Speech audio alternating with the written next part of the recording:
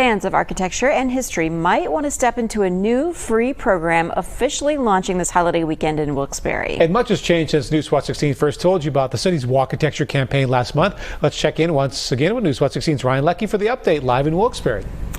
Hey, good morning, guys. Updates coming your way today on this cool campaign that was spearheaded by this crew behind us, the Wilkes-Barre Health Department. It ties into Walkitecture. And as far as sort of what's new and why this holiday weekend is a big deal for the project, Tony, tell us about it. Well, we're ready to kick off our program for Wilkes-Barre Architecture. I know your station touched upon it back in April, but this is the official kickoff for Memorial Day weekend. You can learn about 23 historic properties within the River Street Historic District, which is 215 properties total between River Street, North Street, South Street, and Franklin Street. And as part of this 2.2 self-guided tour, as you mentioned, you get to learn about 23 historic sites in the city of Wilkes-Barre. And for people watching this, if they're fans of architecture and history, when you're taking yourself through this tour, how do you ultimately learn about all these places? So when you go to this app, you'll read about the architecture of the house. So example, you'll learn about Victorian architecture or Connecticut colonial architecture. At the same time, you'll learn about the people who lived in the houses.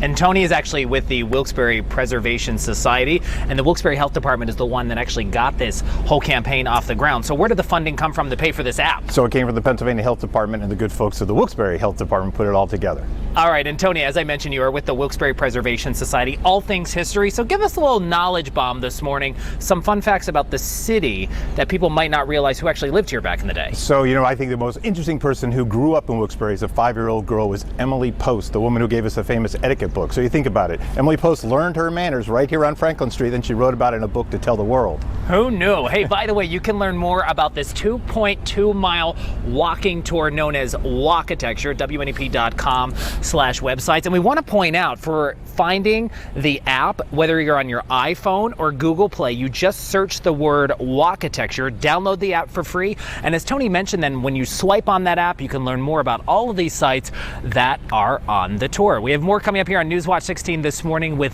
this crew from the city of Wilkes-Barre's Health Department, along with Tony with the Wilkes-Barre Preservation Society. I love that little knowledge bomb. Emily Post, Emily the etiquette Post. guru. Who would ever knew? Who knew?